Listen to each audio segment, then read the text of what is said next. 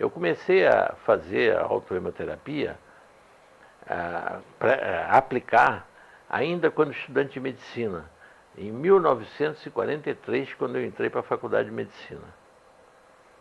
Eu entrei para a Faculdade Nacional de Medicina, que era na Praia Vermelha. E meu pai era professor dessa mesma faculdade. E ele era também chefe da enfermaria da Santa Casa, e era cirurgião geral. E ele me mandava, primeiro me ensinou como tirar sangue e aplicar no músculo, e ele me mandava para casa de todo paciente que ele operava. Eu tinha que ir na véspera da internação na Casa de Saúde de São José, onde ele operava, aplicar no paciente 10 ml de sangue, e depois, 5 dias depois, ele não esperava cair a taxa zero, não. Ele, 5 dias depois, eu fazia a mesma aplicação no paciente ainda internado, porque naquele tempo as internações duravam em média uma semana. O que eu não sei é como é que ele tinha coragem de operar eu auxiliando, porque eu só sabia era segurar os instrumentos e mais nada. Eu acho que ele operava era sozinho, porque o que eu sabia era apenas segurar os instrumentos, mais nada. O que eu tinha aprendido, a única coisa era aplicar sangue, tirar sangue da veia e aplicar no músculo, mais nada. E nunca houve problema nenhum. E ele teve com isso uma das taxas menores que eu já vi até hoje de infecção hospitalar. Porque ele fazia isso porque o trabalho do professor Gerson Teixeira, que foi feito especificamente para evitar infecções pós-operatórias, e que resultou num prêmio de cirurgia, do maior prêmio de trabalho publicado em 1940, e foi traduzido em 2 línguas, para o francês e para o inglês, esse trabalho, foi um sucesso enorme. O trabalho de Gerson Teixeira. Meu pai usava essa técnica porque ele tinha lido o trabalho de Gerson Teixeira. Ele tinha 150 operações diferentes, as mais variadas, comparadas com outras 150 idênticas, em que numa teve 0% de infecções pós-operatórias, quando aplicado o sangue. E na outra, em que ele não aplicava, a título de contraprova, ele não aplicava o sangue. As mesmas cirurgias, as mesmas operações. Ele teve 20% de infecções. Porque havia, naquela época, o grande problema era mais infecções pulmonares no pós-operatório. Porque a anestesia era feita com éter. E o éter irritava muito os pulmões. Então havia uma facilidade muito grande de infecções. Daí, como eu aprendi isso com ele, depois eu me limitei a usar durante muitos anos a autohemoterapia exclusivamente para evitar, para tratar de infecções, acne juvenil, que é uma infecção de estafilococcus, né? E também infecções evitar infecções de pacientes, que nesse tempo eu fazia, era também cirurgião. Então eu também usava o mesmo método. A finalidade era basicamente combater bactérias. Só a partir de 1976 é que eu passei a usar uma amplitude muito maior, graças a um médico, Dr. Floramante Garofalo, um ginecologista, que era assistente do diretor do Hospital Cardoso Fontes, em Jacarepaguá, e que era a pessoa que mais conhecia equipamento hospitalar do Brasil. Então ele já estava aposentado, tinha 71 anos, e ele foi chamado pelo Dr. Amauri de Carvalho, que era o diretor do hospital, para equipar o hospital, porque o hospital tinha sido um sanatório de tuberculose e foi transformado no hospital geral. Então precisavam as clínicas todas serem equipadas. E ele foi ser assistente do diretor. E eu era também assistente do diretor. Um dia, o professor Garofalo, o doutor Garofalo, ele, vamos dizer professor mesmo, porque ele merecia ser chamado de professor. Ele chega se queixando de uma dor, uma dormência que ele estava sentindo na perna, quando caminhava, fazia uma caminhada de 100, 200 metros, tinha que sentar na rua, no meio fio, porque não conseguia mais andar. E eu então disse para ele, olha, Garófalo, você tem que ser examinado por um angiologista. E nós temos um excelente aqui. Chama-se Dr. Antônio Vieira de Mello. É um excelente angiologista. É até primo irmão daquele Sérgio Vieira de Mello, que morreu lá no Iraque. Então, ele vai ter que examinar essa perna. Ele examinou, primeiro com o aparelho, e disse, há uma obstrução na sua coxa direita, na parte média da coxa direita. Aí o Garófalo disse assim, bom, mas de que tamanho é? Bom, só fazendo uma arteriografia. Aí fomos para o raio-x, fez a arteriografia, ele tinha 10 centímetros de artéria entupida. Aí então, o doutor Garófalo, foi dito a ele, pelo angiologista Antônio Vieira de Mello, olha, só há uma solução, fazer uma prótese, tirar essa veia, essa artéria, esses 10 centímetros e substituir por uma prótese de material plástico, né? Chama Dralon, uma coisa. Ele aí diz o Garófalo rindo, disse, não, a mim você não vai fazer isso não, porque eu não quero virar um homem biônico. Hoje é essa artéria da coxa, amanhã vai ser do braço ou da outra perna, então eu vou fazendo prótese. Não, quem vai me curar é a autohemoterapia.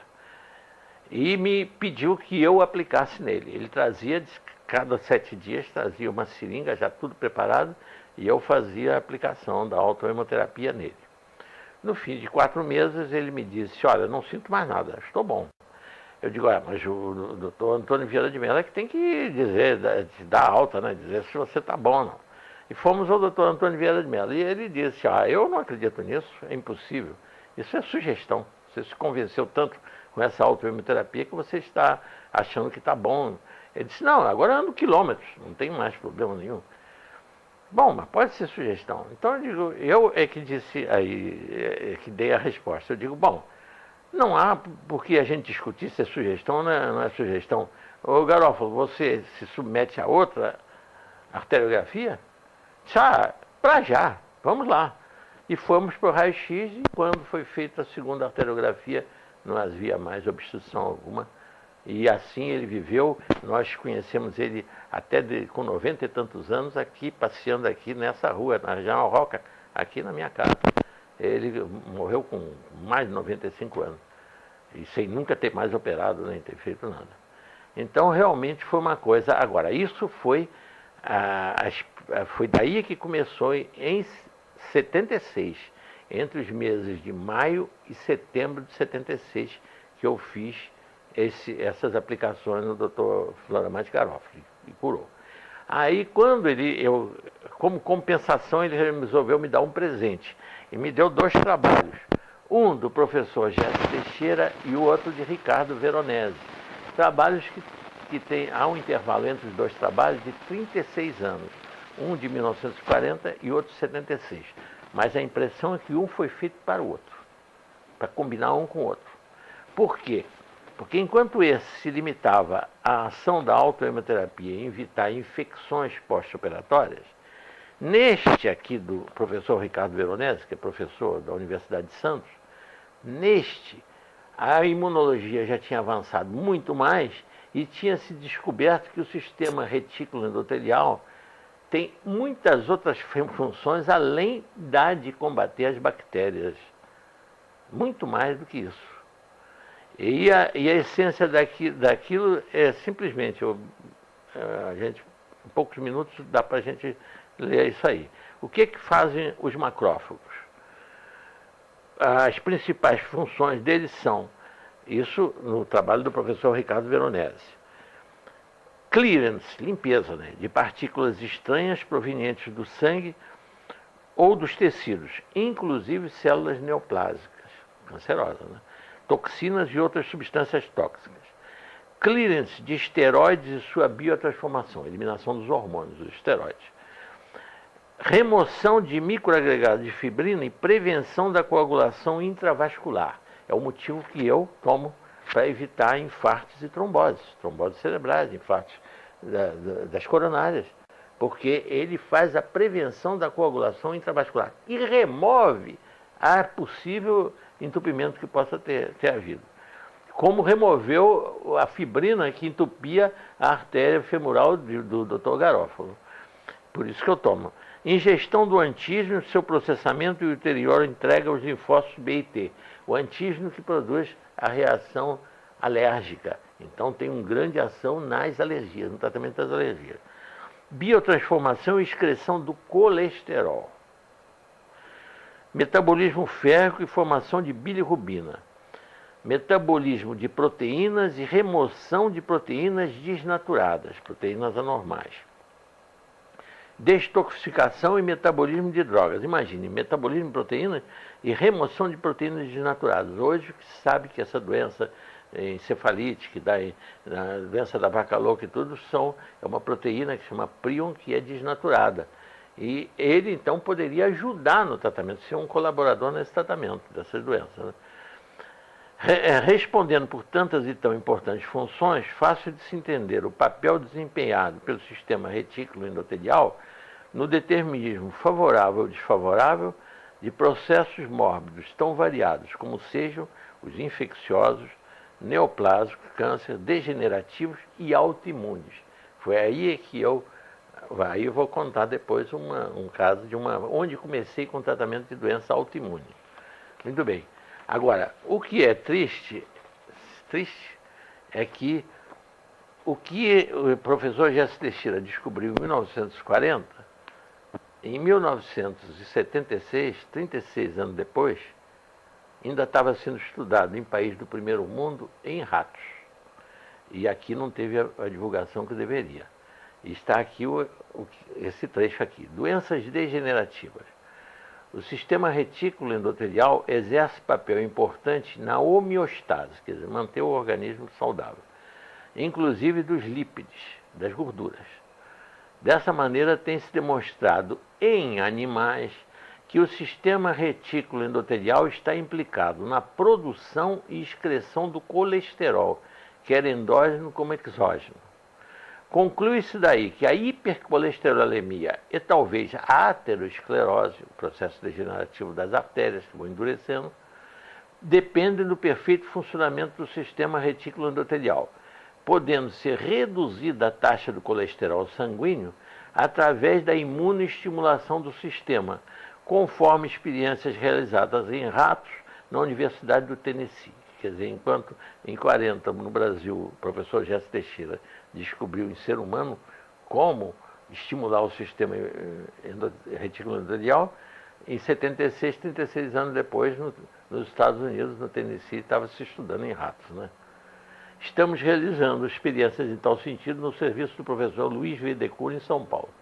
Quer dizer, então, a autohemoterapia é um recurso de enorme valor, porque com essa amplitude que o avanço da imunologia deu, porque antes realmente só se sabia que combatia infecções. Eu só usava, por exemplo, para reduzir o tempo de cura, por exemplo, de uma pneumonia. Dava o antibiótico e usava simultaneamente a autohemoterapia.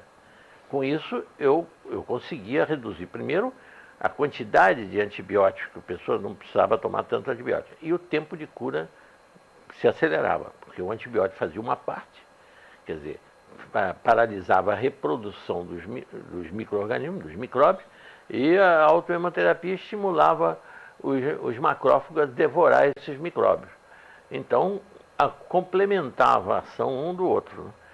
E com isso eu tive um resultado muito bom em doenças, em pneumonias até duplas, graves e tudo, conseguia resolver os problemas, associando os dois recursos. Um que paralisava a reprodução, porque muita gente pensa que antibiótico é bactericida. Não, antibiótico não mata a bactéria, ela só paralisa a reprodução das bactérias. Quem mata a bactéria é o nosso sistema imunológico, ele é que completa o trabalho do antibiótico. O antibiótico dá chance dele se ativar e vencer.